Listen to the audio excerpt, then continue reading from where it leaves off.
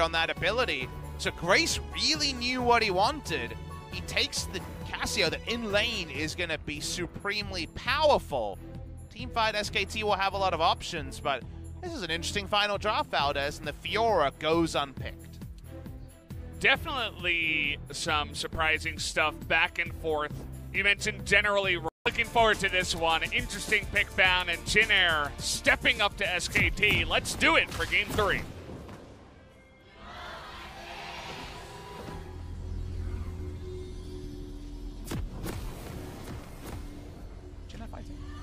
There we go.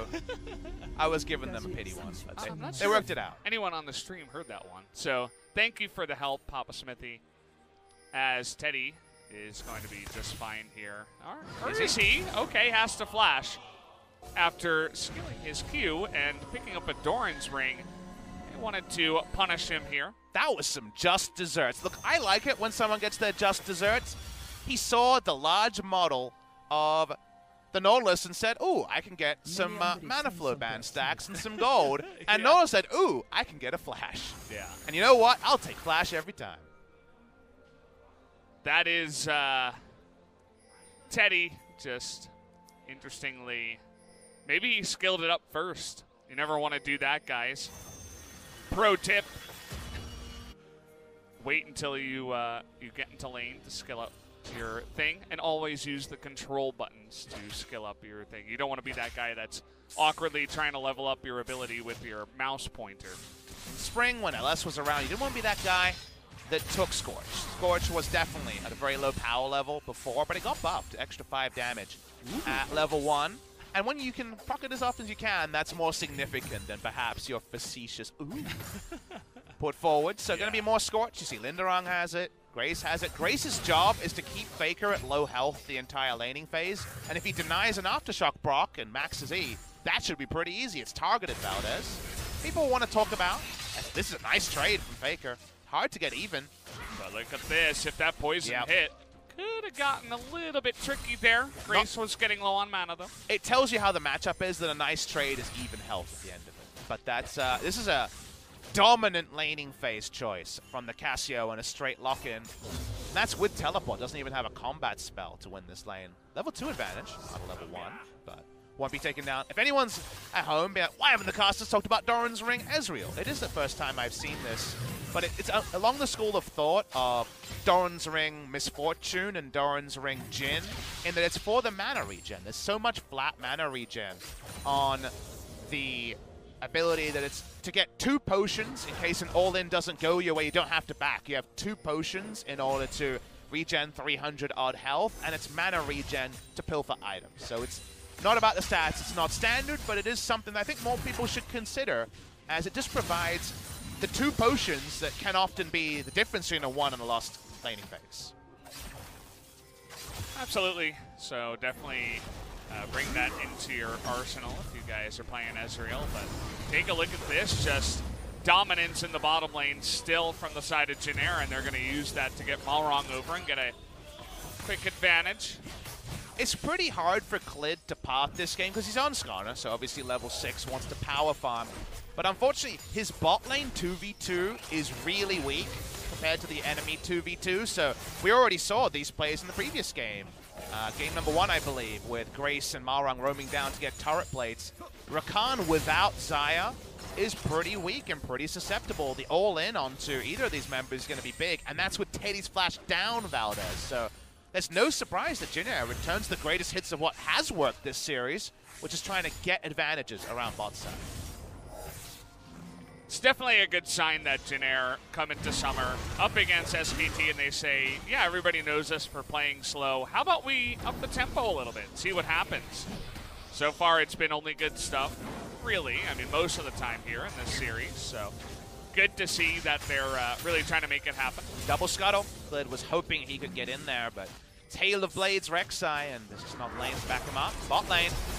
Oh boy, Mana has to flash away. The Ignite is live. ticking, but he should live, as he is, you know, he's just trying to stand in lane. He can't do anything in lane. Yeah, he provides no lane presence. That's why we were surprised to see the Rakan takeaway, Valdez. If you're going to go Rakan Ezreal, you're going to lose. That's how it goes. Doesn't help that his lane partner flashed him. Well, that's been bugging them for a while.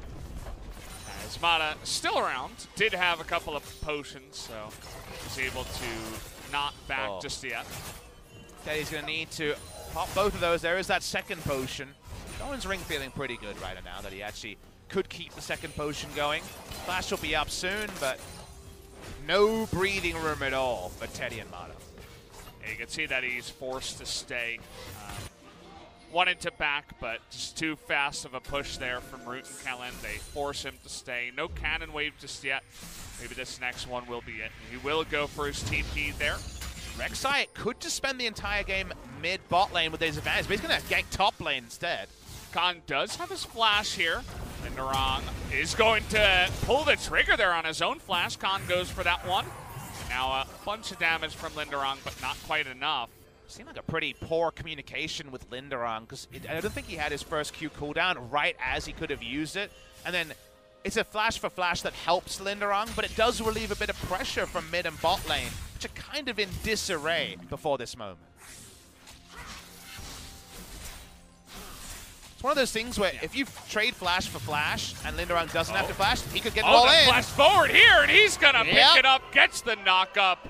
And first blood goes to Linderong, who makes it look easy against Khan. And that's a successful gank from Malrong. If you're going to trade jungler flash for top flash and give your top lane a flash advantage, that's what could happen. Does it happen reliably? No. But Khan's caught napping. Big moment for Jinair and Linderong. Linderong sometimes struggling, was definitely struggling in game number 2 on the Aatrox, but gets a lot of help from his jungler. And this time, with an Aatrox that gets ganks versus an Aatrox that does not at all and gets only ganked, you guys can begin to see the difference. And now there's kind of 3 Forest Fires, top, mid, and bot lane, and 1 Skarner ultimate, and 1 Skarner that could be deep water Valdez. Nice all in here. Hits everything, finishes off the kill, overkills by plenty. He was already calling it early. He was calling solo kill from the start. Yeah. That's all he said. He's like, solo kill. That's it. I heard top something, and I knew that was top solo kill. Nice moment there for Linderong, who didn't have a lot to cheer about in spring season. I love the fact that Jinair is not overjoyed. Why should they be? They've been the better team so far in this best of 3. Gotta love the immense focus from the side of Linderong after that one. Definitely something I always love to see, as now Khan is angry. You don't want to see him when he's angry, but we'll see what he can do in this lane. He's still going to be ahead in CS, as you do when you are on the cannon, but definitely a much better time now for Linderong on Aatrox. Clid is really hating his life. He has a mana Ezreal in the bot lane with just tier and half of a Shane. Blue Ezreal. His Rakan doesn't have flash. His mid lane is a champion who's been well controlled, the laning phase. That's the reality of Cassio into Sylas, and his top just got solo killed. So where do you go to get an advantage? Let's see how the setups will be, because right now, he's not going to have a red buff either. It's really hard when none of your lanes are winning. Just in general, for everybody on the Rift. Just to put it, very simply, and that means that you can get Kellen to leave Root down there, roam on the red buff. Skarner's not going to have that. Not able to finish his jungle item, just kind of chilling here. And still waiting for that level 6 Skarner gank. We saw a lot of aggression from Malrong in game number 2 on the Skarner, but Clid not having that same kind of luxury in this game. Top side. Dunk is going to hit the Infernal Chain, but no kill potential. Didn't mention it, but it's actually win lane cannon as well. This is not an AP cannon. This is on-hit cannon. Looking to go for what I imagine is the same build we saw from Cuvée, Blade, Wits End, Rage Blade in some order. Probably going to be a later Wits End. There's only a single magic damage champion on the side of Jinair. So losing flash, not being able to overextend and being targeted, there's a chance that Khan can't provide anything as the game goes on. Take a look at this. They read where that ward is, and now with the Chilling Smite and the ultimate coming on in, but he's going to get stunned, and Clid comes in for the alley-oop, and another guy is going to get in there as now the mid laner, and there is Linderong to get that 1 kill, but he is easily going to be punished here at the backside of it, as Faker is able to pick up 1, as well as Clid, and Grease not able to help out much. Michael Douglas said greed is good, but in this case it's too much greed. coming through from Jin Air. You are right, they make the right read on where the ward is. This play to this point is fine, but at some point, you don't have vision on Skarner. If he's bot side, you're done. That means they trade down around one of their areas of strength and actually allow Khan some incidental gold and bails them out of a bad situation. Linderong himself at least was able to barely pick up that kill towards the end, but if the Kennen got even a little bit farther out of the Infernal Chains, he would have been safe, and that would have been a 0 for 2. So now Jin Air not willing to take their foot off the pedal. They immediately go to the Rift Herald here at 10 minutes, and they're going to take it here with ease. Now this is something you do like. This is aggression, not greed. The reason why the previous play is greed is make the same play, but then miss the Prey Seeker back away. There are objectives in 2019 Values. It's not like before where you're like, why did I waste my time? Yeah. There's these turret plate things. You would have got a couple. Kennen wouldn't have been near the turret. Instead, they're going to get the turret plates anyway, but they do inject needed gold into the side of SKT because of their greed. That they do. If they had stayed up there in the top side and taken a couple of turret plates, that Rift Herald on the backside, it would have taken down the turret. And that could have made things very interesting to take down a turret this early on in the game and give all of that gold over to the Aatrox. Kill also means no gold difference between Faker and Grace despite the matchup. So grinning and bearing it, Faker has done a very admirable thing. This is exactly what you want from him, about 15 CS down, but also making a map play, given that Cassio's one disadvantage is when she's not just there whacking away on the Sylas in range versus melee, she can be pushed and roamed on. So good roam timing from Faker means that he's done his bit. Kind of needs the other parts around him to follow his lead. Everybody's really excited to take Cloud Drakes today. We've had a couple of teams that really love it. This is another one, actually. You get the Skarner in there. Even Kennen's going to like it. So they'll be happy to take it. Now the Rakan is going to need it more than ever on this patch as well. Actually a very high-value Cloud Drake now that you mentioned about it. Good catch there, because in-combat movement speeds for everyone, the out-of-combat movement speeds for people who are trying to catch, and you already outlined 3 of them. Gonna be happy to see that. Faker with enough AP. With Proto Belt in, then actually the Cassio matchup is a lot easier for him because he can just Q Proto Belt and then leave the minion wave and not take free damage. So we're getting to the point where things calm down in the mid lane. We're not getting any calm in the top side, but SKT seem to be aware that this camp is real. They have their eye on it for now, as there will be Malrong spotted on the control ward, but does mean that Khan will have a bit of safety for now, and this turret is not going to go down just yet here. This is not very exciting when he chases in there. Usually, Lightning Rush is something to be excited about, not to be seen here. Comet versus Press the Attack. Big laning investment by both. First turret played at 13 minutes is very delayed for the Cassio versus Sylas matchup, but been good roam timings on the side of Faker.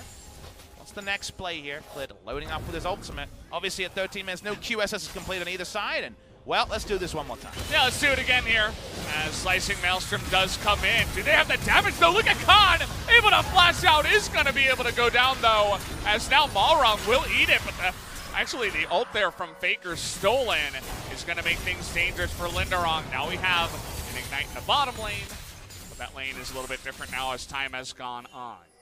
No all-in could be completed. No depth charge invested too far up the lane. And they're not going to get this turret. That's the frustrating part for Jin Air. They can just go bot side and start to zone away people. They thought for sure they would have a turret top side. They don't pick it up.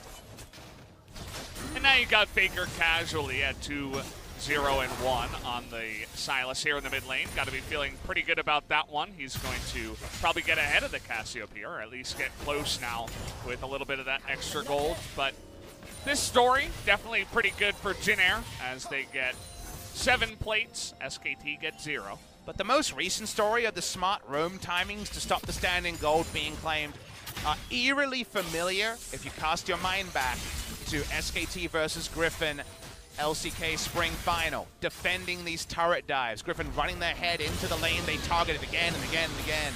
The third, fourth time's the charm is what Jin Air is going for here, but it's easily read. SKT is well aware it's the only game plan Jin Air have shown in this final game. They do well to move away from there, even though it's frustrating to give up the standing gold of that first turret blood.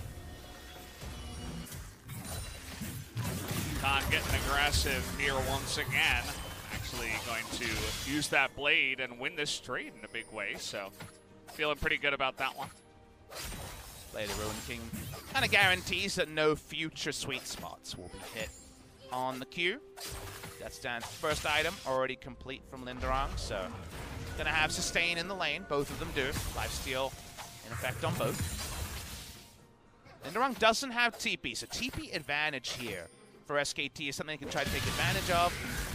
Khan doesn't represent a strong team fighter, but even just base damage, Slicing Maelstrom and crowd control could be big.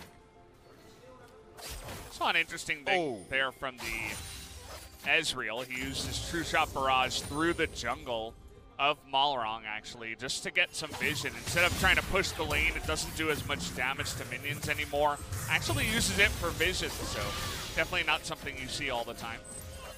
Sorry, my eyes were on Khan missing 2 easy last hits, including a cannon, so I found it hard to look away from that one. Those are the ones you have to point out. You don't want to do everyone, but here's Klid, wants to point himself out, wanting to burst down this Aatrox, gonna make it look easy, and now they're gonna find Malrong here as Faker. He's got that Void Rush, he wants to get the kill. Malrong is gonna flash underneath though, and they are gonna respect it. Maybe Jin Air could take a page out of this book as to how not to get too far ahead of yourself. Just happy that SKT opened up some of their old books and have been ahead of the play the last couple of moments. So Jin's predictability being turned against them. SKT starting to gain a lot of control this game, and we're so far away from the previous point. Remember, 10 minutes ago it was, wait, 3 losing lanes and only 1 Skarner. How can they turn this around? That's by reading what Jin wanted to do before Jin had even put their plan into action. And now we're in a much more even game that wasn't necessarily on the card. Watch the replay here. Klid's, of course, revealed. Clearing wards in that area, but Linderong walks up knowing that Rek'Sai's shadowing him. The timings don't work out. The flash still up on Skarner, and if he knew for sure the flash was up, wrong lane position once again from Linderong. Yeah, if you were in solo queue, your Rek'Sai would be question mark pinging you a million times, but as you put it, in general, it's just the timing and not knowing exactly what the summoners are that can sometimes, unfortunately, get you in an awkward position like that. So good on SKT to make it happen, but it is just the 1 kill. We do have this Mountain Drake up here. We'll see if anyone wants to make a big move towards it. And what Jin should respond with this is objective play. Their objective team is very fast and very good at turning. Cassiopeia, famous Baron taker, for example. So make the game about SKT coming to you. That is what Jin want to do. The moment you're grouping with an on-hit cannon, the moment that you're able to position your QSS members at the front and not allow Skarner easy targets, that's where things get better. They're using the TP from the Cassio here to try to keep this turret up. Definitely an investment of sorts. The Cassiopeia not using it much to keep her own lane alive, so we'll use it there. Now, is Linderong going to go mid? Would be interesting to see if they go for that kind of swap, as Grace is going to stick around the top lane, and now actually they're going to throw Linderong down into the bottom side after that turret did go down and throw their bot lane into mid. The TP play was because they could go mid as top lane. Ooh, nice dodge there. Looks easy, but now Grace trying to get in there and take that kill, but not quick enough, and Khan and the rest of his team will be able to take him down. Great baiting done there by SKT's top laner. They knew that if the all-in was attempted, QSS would have to be used early, and thus trivial kill. QSS done for that play was what led to it being close, but it was only close to a point. SKT pick up another objective. That means this game is eerily even. Small gold lead, SKT. Once again, another kill on the Sylas. So now Faker, who hasn't had the most pop-off series this time around, is slowly and quietly popping off here with a nice streak going 3-0-1. Has those 2 items completed and will be a menace on this Sylas. Nice foul first this time from Klid. We saw the Shirelias in the previous game. We'll see who he binds it to. You would assume the AD carry, just because of how things usually go, but also how this game is likely to play out. SKT, in a different fashion, want to play this out with a wide map, a 1-3-1, and then Skarner will be kind of bound towards Rakan and Ezreal. They're very much looking to make this map larger, whereas, as we outlined, Jin Air want to make it about objectives, not moments like this. Let's do it again, say SKT. They're trying to dive this bottom turret this time around, and Aatrox much easier to kill, but how about starting a Baron here at 20 minutes? Awkward timing for SKT, and they have the Mountain Drake. Question is, will they have enough damage to do it anyway? As now TP coming in from the side of SKT. It's going to be Faker with a huge amount of damage. The spike comes in, and it's going to go the way of Root. He does pick it up, but who else is going to die on the backside of this one? And Faker going to be able to take out one. And Jin Air are on the run here. Although Faker getting a little bit far ahead of himself, but looking to go for the outplay here on the Grace. Gets the knock up into the Rakan, and will be able to shut him down. SKT mop up the kills. They get all but one on the side of Jin Air, largely just for the gold was that Baron buff. It's off the rip now. SKT don't have access to it, but the kills they were able to pick up do reset the equation a little bit. That they do, and you can see that the Aatrox, he does not have that Baron buff. He was dead. He got dived down on the bottom side, and so he's not able to pick that one up. So Jin Air, they get the objective, but not much else to show for it. That's why overall you'd really like it for SKT, because they keep the advantages they picked up from their follow kills. They're understandable from Jin Air to try to make this play because they have so much Baron damage with the Mountain Drake. But the all-in could have meant this Baron could have gone anywhere. It was an early smite from the Rek'Sai, and then Xayah, of all people, at 133 health, was the one to kill off that Baron. Faker has been so on point this game, roaming to keep SKT in a game that felt like it was out of their hands in the early game, and even pulls off the nice outplay to take down Grace at the end. A good dodge on that one. Cassiopeia is not much if you can't hit her Q, especially this early on in the game. And it was just a great engage overall, the TP, and you also had Mata swinging in from the bottom side, was able to charm 3 or 4 people. And it was just overall Jin Air grouping up, and the rest of SKT doing the easy follow-up job. So props to them, and now SKT in a much better spot in this game. They're looking good, Valdez. Not for the entire piece, but definitely been in the lead more than previous games. Love the Luden's choice. Been kind of the standard so far in the LCK, but Iceborne Gauntlet, Miramana, Luden's means that you just throw down that ult from downtown. If you catch Root or Grace, suddenly they can't step up to the wave to try to clear it. That just means the turrets start rolling. So for now, SKT able to push multiple. It's not with Baron. 1-3-1 comp with Baron, and this would have been just the biggest of splitting headaches for Jin Air. Without the Baron, they still do a lot of work. The most Jin Air can hope for is they can extend this game till Root picks up his third item. Well, I've seen him do a nice job on the Xayah, and this was heavily prioritized. If you do remember, they wanted to take away the Xayah Rakan from the side of SKT. Already Root had a pretty good game on the Xayah.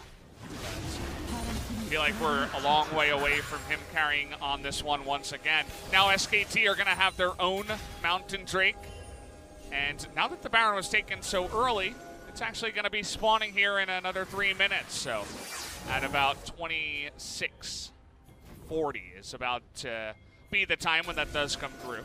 I believe Mata fat-fingered there, but it's hard to say. He might have just been really worried about someone over the wall. Doesn't really matter, but Redemption is now on cooldown for SKT. Jin Air are camping, they don't have that IE, and they have a comp, like we mentioned, that struggles to engage and needs SKT to come to them. Okay, well, Depth Charge comes in, but that's a fast Pikachu. Not going to be catching that one. When you don't control the map, you don't often get the 5v5 you want, Valdez. That's why teamfighting comps, when they lose this much map control, almost never get the good, honest 5v5 that they draft for. See the immense pressure now in the red side jungle. SKT just makes it look pretty easy now with the lead on blue side. See what they can do in terms of objectives this time around. It's going to be Khan with the help of a bit of damage from Ezreal to do a nice big chunk to that mid inner turret. Root slows down his IE to finish QSS. 3 complete now on the side of Jinair. And SKT, with this map state, will just grow gold leads. They're just getting access to all but 1 or 2 of the jungle camps at every moment. A 4,000 to 5,000 gold lead will only grow. How will Jinair find a spot to fight back? Their hope will be a hope and a dream around the Baron, which spawns in a minute. But even getting there, it's not going to be a trivial problem. There is that Ludens. Teddy freshly shopped once more.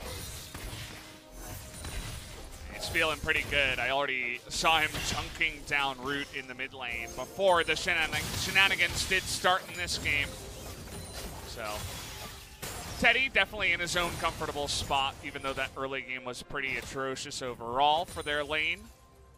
You want to play towards your items, SKT should be making a Baron defense, and Cannon just wants to stay elsewhere. His build is single target lane focus, so he just wants to split push down an inhibitor while SKT have Baron control. That Baron spawning in 35 seconds. They'll need another vision trip, and just as we say it, 7 control wards already in the inventory from SKT. So let's see how they can make this next Baron work. Coming up in about 20 seconds. The question is, can Jinair do much? They'd like to get that Aatrox involved in a team fight, but take a look at the Baron side of the map. There's not a single good teleporting ward. There's one around the red buff, but it's not going to get you behind anything. He's just going to have to straight up walk on over and see what they can get started here. Their engage tools are going to be basically Nautilus. And we're ready for the party to get started.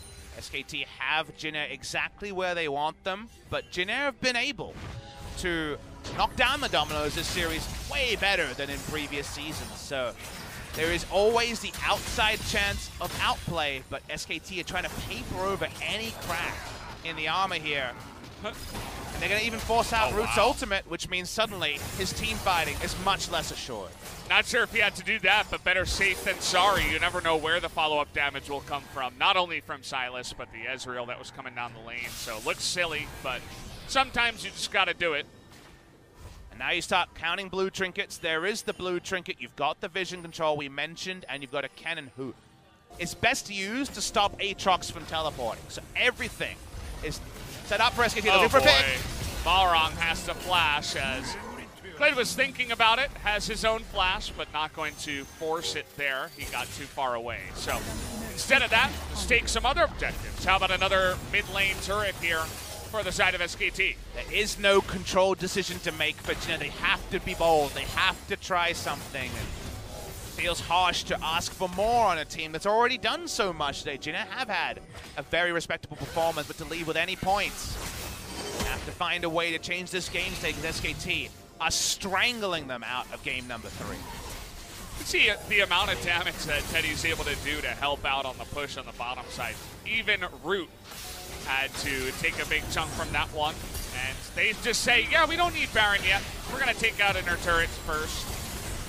As an incredible amount of damage across the board to not only structures, but champions is coming through here from SKT. And their pockets are growing deeper and wider as they're pushing their lead now to about 6,000 gold here. Someone's going to have to nerf Faker's pockets because he's shopping now and he already had a lot. And you know what? He's been doing some reading. He's got a new bestseller this week, and this one could be some sweet, sweet reading for the SKT fans. I wonder what it's like to read off of a Medjai's. Looks very fun, but maybe not so great for your eyes. But probably good for the amount of damage you can do in fights, as he already had a death count. So why not? He's like, there's not really any other big item that I really need, so. Faker gave the famous interview answer where he bought a very clear manner Medjai's. I call that for the Medjai's where you're winning by so much, you just build it because why not? And the hook will land. Fanciful hook. Yeah, and a depth charge too. He's like, okay, well, hello. And, see you later. As Faker's just walking by this brush, he's like, yeah, I don't really care. You're not going to be able to do enough lethal damage to me. Faker, when asked about his mana Medjai, said, well, I had the gold, so I bought it. His famous, like, no, I wasn't being disrespectful answer, and I'm sure he would give a similar answer on this one.